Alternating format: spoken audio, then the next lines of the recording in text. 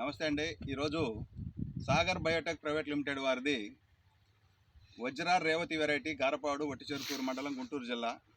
ఈ వెరైటీ చూడటానికి తాళ్ళూరు నుంచి సాయిబాబు గారు, మీ పేరు అయోధ్యరామిరెడ్డి గారు, ప్రసాద్ రెడ్డి గారు వచ్చారండి. తాళ్ళూరు నుంచి గుంటూరు జిల్లా. ఈ వెరైటీ చూడటానికి వచ్చారు. ఆ వెరైటీ ఎలాగుందనేది వారి మాటల్లోనే మీరు గమనించవచ్చు. ఈ వెరైటీ ఎలాగుంది సార్ మీకైతే? ఈ వెరైటీ అయితే బాగా చేసుకునే దగ్గర విత్తనం ఇది. చెట్టు నిండా కాపు కానీ, సైజు కానీ, కాయ రంగు కానీ అన్ని రకాలుగా దిగుబడి కూడా వచ్చేటట్టుగా ఉంది. మనకి రైతుకి దగ్గర వేసుకునే విత్తనం.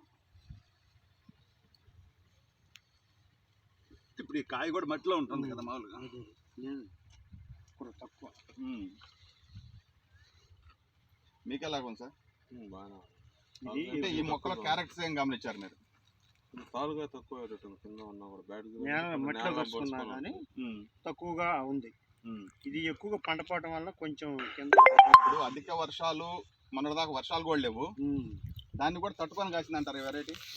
బొబ్బరు నల్లి బొబ్బర్ లేదు, నల్లి తక్కువ ఉంది, కాపు సైజు బాగుంది. కోయటానికి కూడా ఏంటంటే ఇది ఆకు తెగదు, కూలోళ్ళు పడతాడు. కొమ్మ కూడా తెగలేదు. మీరు గమనించారు కదా, ఇందాక కళ్ళంలో చూసారు కదా, కొమ్మ తెగటం కానీ ఆకు రాలటం కానీ అలాంటివి ఏముండదు. మళ్ళీ మీకు పై స్టెప్ వచ్చే లక్షణాలు అయితే కనపడుతున్నాయి. చూడండి, ఇట్లా పై స్టెప్ వచ్చే లక్షణాలు కనపడుతున్నాయి కదా. ఇది చెట్టు బూరు తగ్గితే సుమారుగా ఇప్పుడు ఎంత దిగుబడి వచ్చి ఉంటుంది అంటారండి? ఇప్పుడు ఈ వాతావరణం కోసారు ఒకసారి కోయలేదు, ఇప్పుడు కోయలేదు. తడి కూడా మొదటి తడిది, ఫస్ట్ తడి. కొమ్మ చూపించండి సార్. అటు పక్కది చెట్టు, అటు పక్కది.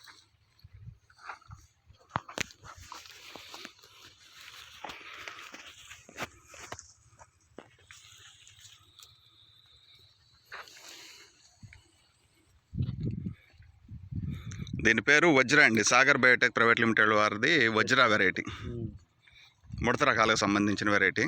పోయిన సంవత్సరం ఎక్కడ లేదండి, ఈ సంవత్సరమే. ఈ దిగుబడి మీరు ఎలా?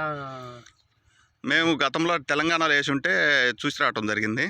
చూపించినప్పుడు రైతులు ఇంకా తీసుకోవటం, ఇదొక ఎకరం అదొక ఎకరం అట్లా తీసుకుంటారు. దిగుబడి ఎంత వచ్చి ఉంటుంది? వాళ్ళు గ్రీన్ చిల్లీగా కోసారండి. గ్రీన్ చిల్లీ పర్పస్గా వాడారు. మనకి